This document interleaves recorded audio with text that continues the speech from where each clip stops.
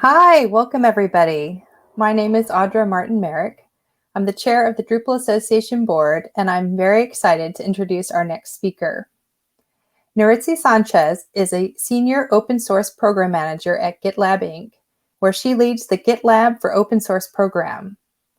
Previously, Nuritzi helped start Endless, a company creating computers for users with little to no internet access. And she is a former chairperson of the board of directors for the GNOME Foundation. Bringing a people-centric lens to all she does, Nuritzi aims to help open source projects thrive and help more people become contributors, which is something we like a lot.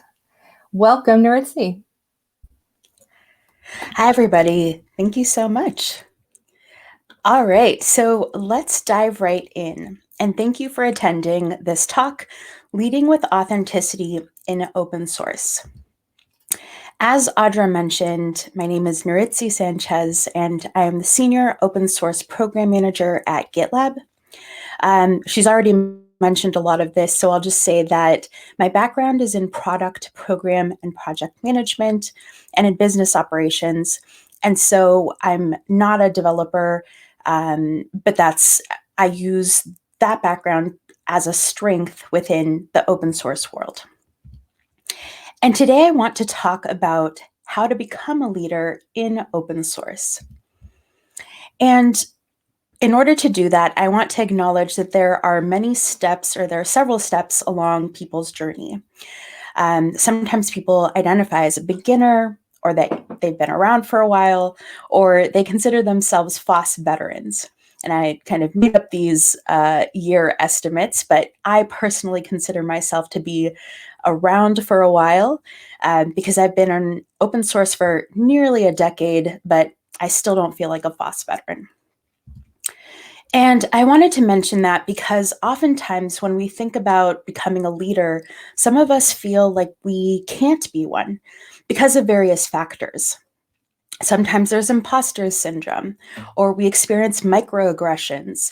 We may not know how to handle negative feedback well, or when we try to engage in a community, there's a lack of response. Another reason might be that there are just so many open source projects in the world that we might not feel like we have a good grasp of them, all of them. So we might feel like even though we're an open source leader, what does that really mean, if we don't actively contribute to every single open source project? So it could factor into the imposter syndrome, for example. But today I want to talk about how to become a leader and how we can bring our full selves to our projects and our communities. We'll go over two things, or two main areas. First, I'd like to share things that I think that everybody should know about leadership in general.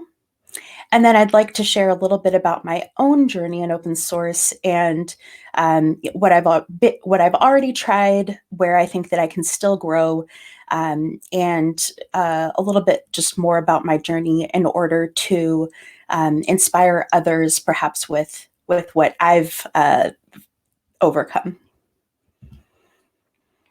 All right, so let's start with things that I think that everybody should know about leading with authenticity.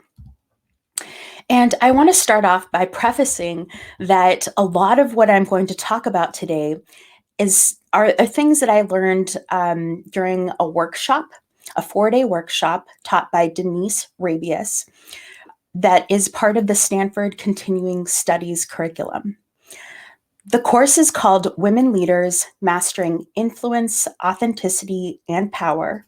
But I think that a lot of what I learned there can be that would benefit anybody. So I'd like to share that with you all today. The first is overcoming your fears, because in order to be a leader, we need to do just that. And one of the things that we need to become aware of is our mental models, because we're often limited by our mental models. This, for those of you that are not that don't know what a mental model is, these are things like perhaps thinking that women should be modest, or that men are the ones that should become firefighters, or any other sort of construct that we have of how the world should be. There's a lot of power in understanding which mental models we already have, because it then allows us to change them as necessary. Because after all, it's all in the way that you look at the situation. Another thing that's really important is overcoming our negative self-talk. In the course, they talk about they mention negative self-talk as being a saboteur. So basically killing our chance of success. And one of the strategies for overcoming this is naming your saboteurs. So thinking about the types of voices or the types of that negative self-talk that you hear, and giving it a name like anxious Annie, or demeaning Daryl, or comparative Kathy, or fearful Frank. And being able to give them a name gives you power over them and lets you identify them more easily when you hear them. This other book that I read a few years back was talking about how you can also think of these saboteurs as almost like an abominable snowman. And when you shine a light on it, it melts the negative self-talk or the saboteurs. So I've included this picture of shining that light, because that's how we can overcome our negative self-talk. When we are overcoming our fears, we need to take risks, because that's how you learn and that's how you grow. During the course, Denise shared this onion model where you need to keep pushing yourself outside of your comfort zone. And she suggested taking a 15% leap each time.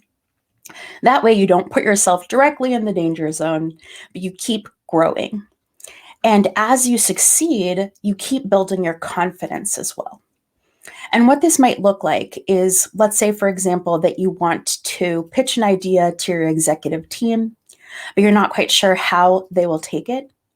So decreasing that risk to 15% might mean instead making the presentation and giving it to your manager first for input.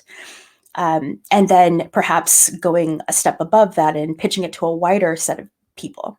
And each time you keep pushing yourself a little bit more, gaining confidence, and then you're more likely to succeed. All right, the next thing I want to talk about is identifying your values. As a leader, it's important that you know what your values are and you can regularly speak to what they are, to voice them.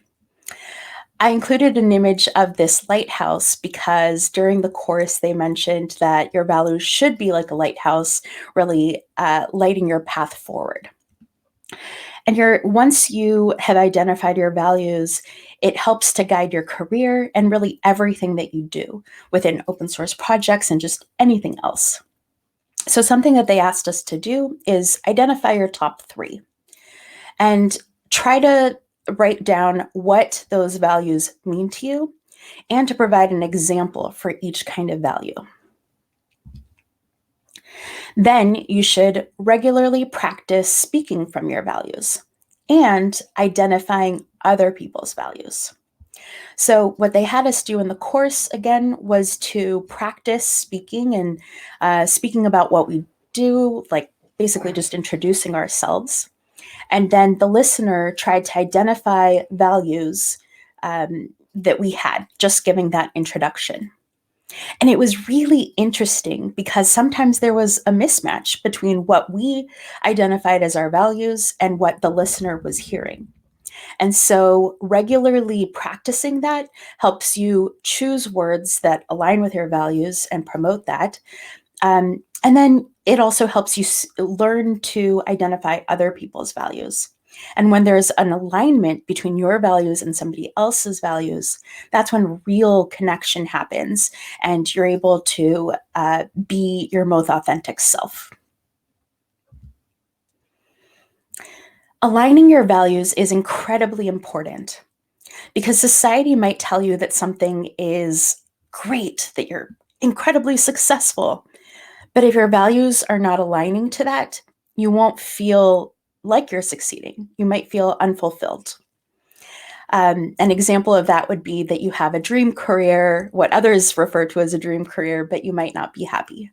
And in open source, that might be that you're pouring in all your effort into a particular project, and somehow you feel burned out or just, unfulfilled. And again, when you're able to align your values, that's when you're able to see the most success. All right, the next thing is learning to self-promote. And there is this somewhat confusing sentence that they mentioned, which I'll read out loud. It's not what we know, it's not who we know, it's who we know that knows what we know. Give voice to your value. And what this means is basically that no matter how smart you are, no matter how accomplished and competent you are, you're not going to truly succeed, to become a leader, to be well known, unless other people recognize that you know that thing, that you're the expert, so that other people say, Neritzi, she's the person that does X, Y, and Z. So the more people that know that you're the expert in this, or that you should be approached for that, the more that you'll be able to succeed and the more opportunities that you'll get naturally.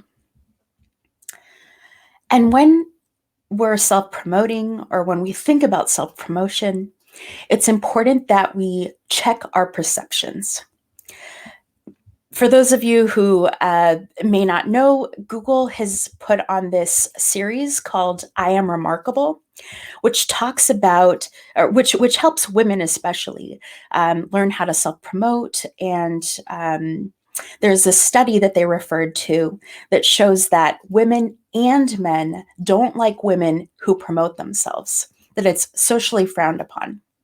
And a lot of this has to do with women are oftentimes seen as needing to be modest in most cultures. So when they're self-promoting, it's seen as something that shouldn't be happening. And there's perhaps there's bias that happens from both women and men for that.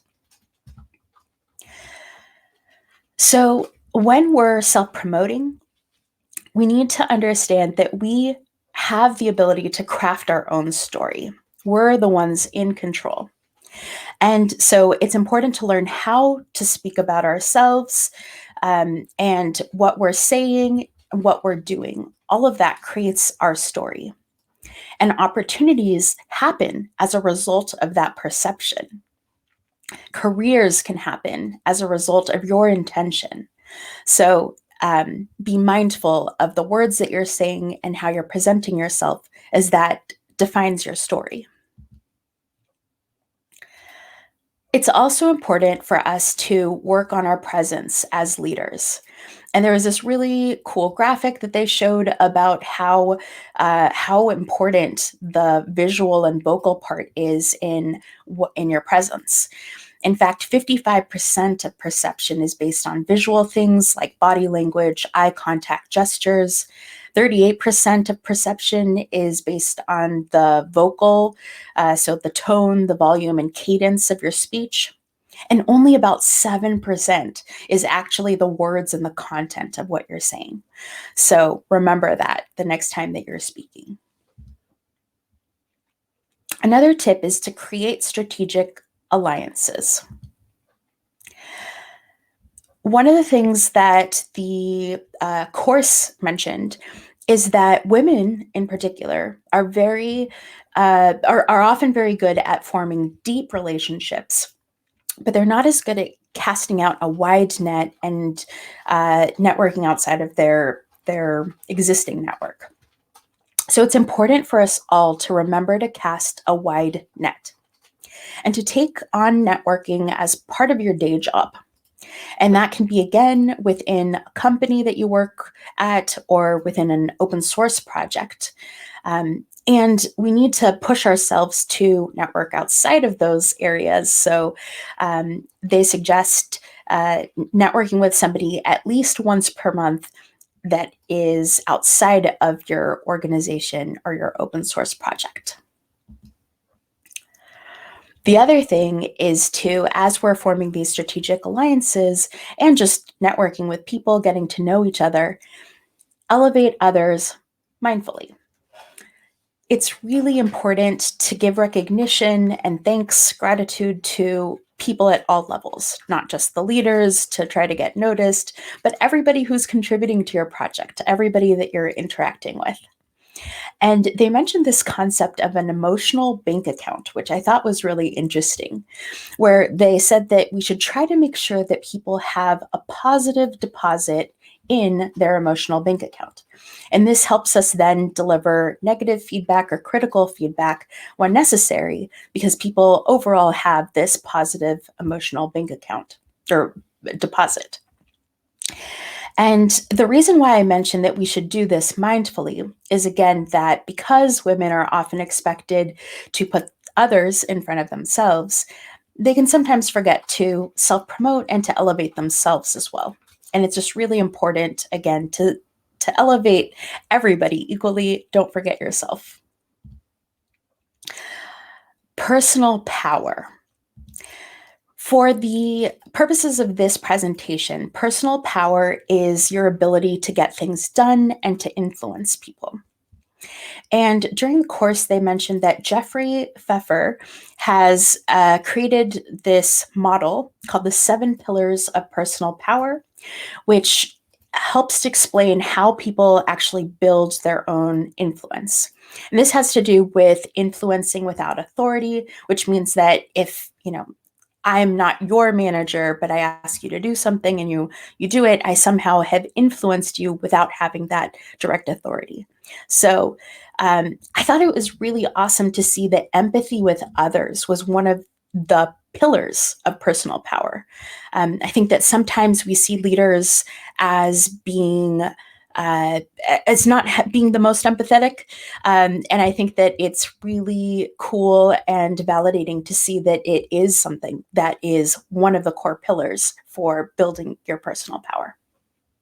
The other thing I want to call attention to is the ability to tolerate conflict. And I'll mention that a little bit later, but I think that this is something that is exceptionally important as we build our personal power. So how do we lose our power? I did this exercise and I was thinking, I lose power by having a negative attitude towards holding power, wanting to be liked. I'm oftentimes a people pleaser, so that can make me lose power. Believing that hard work is enough for creating high visibility. We need to self-promote. Giving credit to the team and not myself. Again, needing to elevate everybody, not forgetting myself. And not wanting to fail. This can hit people who are perfectionists or who really care about excellence very hard. But we need to make sure that we understand that failure is a part of every journey. All right, improving your communication. This is something that I think is key, and it's something that I've given other talks about, so feel free to check those out. The first, what I mentioned before, is learning to handle conflict gracefully. Because top-level professionals are able to engage in difficult conversations, tolerate conflict, and form strategic alliances. Again, this has to do a lot with the way that you communicate and your ability to navigate difficult situations. It's also important to pay attention to your speech. And I mentioned earlier that there are different things that weigh into perception, but something that I've seen a lot of women do and people in general is speaking very fast. And when you do that, there are a lot of hidden messages in that speech pattern. When you speak too fast, it might signal, for example, that what you're saying is not important. And in that way, you might be giving away your power. Something that I struggle with is sometimes being verbose, so going on and on. And so one of the things to do, and which will help with making sure that your speech is more moderated in speed, is that you should learn how to speak concisely and know what to leave out. This is a muscle that we can build.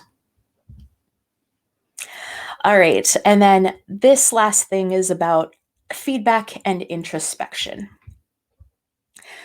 I'm not an expert in this model. It's called the Johari window.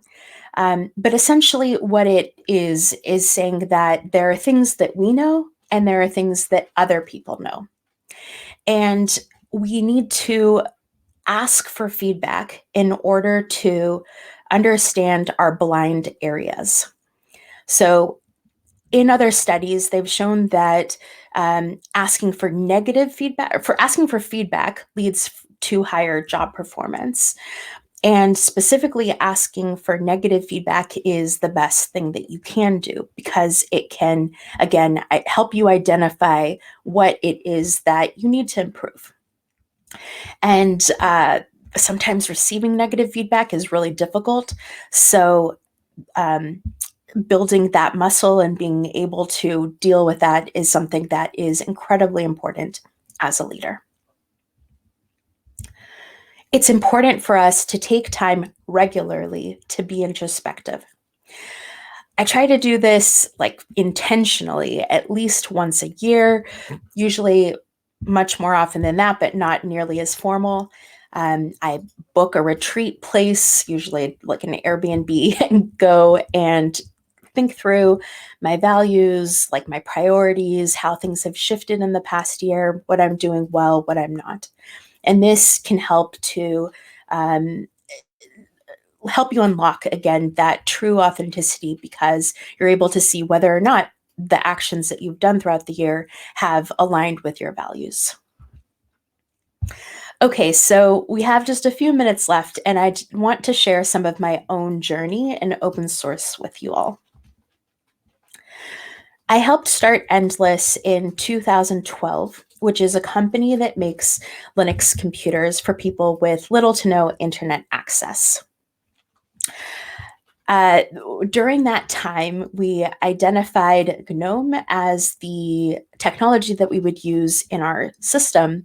And that was really my introduction to open source. Before that, I was really just a Mac user, Windows, but I didn't even know that open source software existed. And so I started to get more plugged into the open source community. I thought it was incredible how many applications existed, how they could really help our users, because oftentimes we could modify them in order to make them better, but also they were free of cost. So people didn't have to, spend all of their hard-earned money paying for a license for a software for just one application. So it was something that I fell in love with very quickly. And my manager at the time, Jonathan Blandford, encouraged me to speak at GWADEC 2015 about basically our learnings at Endless so far. During that time, I ended up participating in an engagement Birds of a Feather session. And as a result, I became an engagement team member and got really excited about improving the general community processes, helping to make it easier for newcomers, and just generally thinking through the strategy of how to expand and grow the GNOME community. Because of my excitement for that, I was encouraged to run for the board of directors within a year of my starting at the GNOME project, and I was elected to become the president and chairperson of the GNOME Foundation for 3 consecutive terms. I loved it, and I tried to think through, again, the longer-term strategy of how to make GNOME successful. During my time there, we went from having just a single employee to 7 employees, because I think that for open source software foundations to really succeed, you need to have paid full-time people to be thinking about this. And then, because of my experience at GNOME, I ended up looking for other open source related job opportunities. And I became really excited about the opportunity at GitLab, where I would be able to run the open source program. It's an open core company itself, and I was really intrigued by the business model and just the ability to enable ecosystem growth. As I continued in my journey, and even through the course of the workshop that I mentioned, I've tried to identify my values, and to really make sure that what I'm doing aligns with that. 3 of my top values are collaboration, inclusion, and impact. And these all kind of go together. At the beginning, Audrey mentioned that, I bring a people-focused lens to all that I do. And I think this really speaks to it. I care about everybody being able to contribute. My parents are both from Mexico. I always cared about doing something that it would include my family there. So kind of a global perspective. And it's just something that's very important to me. And in my job, I have been extremely happy to find that GitLab's values align with my own. I've listed them out here. They have this cool acronym credit that's collaboration, results, efficiency, diversity, inclusion, and belonging, iteration, and transparency. And I've just highlighted 3 that kind of directly map to my top 3, which is about collaboration, results, and diversity, inclusion, and belonging. And the reason why I mention all of this is that during my time contributing to open source projects, and specifically to GNOME, I had so much fun. I was so in love with the community. I still am. And I experienced burnout because I was working on weekends. I was working after my day job. I was just nonstop contributing. And after several years, it's just something that I couldn't keep up. And what that forced me to do was to really prioritize my efforts and to think more strategically about how I could create the impact that I really wanted to make. I decided that creating impact for me would be partially focusing on collaboration with other open source projects. And the most obvious one to me was working along with the KDE community, who had previously been seen as sort of a competitor to GNOME. But I thought that there could be a lot more that could be done together to advance the Linux desktop ecosystem. And so, along with some other people, I helped to start the Linux App Summit, which has now been happening annually and has been attracting people beyond just the GNOME and KDE communities. And this is really meant to help, again, further the entire Linux application ecosystem. And I wanted to mention this because, again, this is an example of how I've been trying to align what I'm doing with my values, and again, with that ruthless prioritization that you kind of have to have when you are trying to avoid burnout. And along with that, I have thought about how I can make the biggest impact with my time. At GitLab, I am enabling ecosystem growth through the open source program. The program that I run gives our top tier for free and 50,000 CI minutes to organizations. So for organizations that couldn't pay for it otherwise, I feel that my program is really helping. I also am trying to help create metrics to help both the GNOME Foundation, KDE, and any other open source foundation through the App Ecosystem Working Group, where we're defining different personas like event organizers or governing boards, etc., and really thinking through the metrics that need to be collected in order for us to be able to have more impact within our organizations. And then the most recent project that I've taken up is contributing to the community advisory group at IEEE SA Open.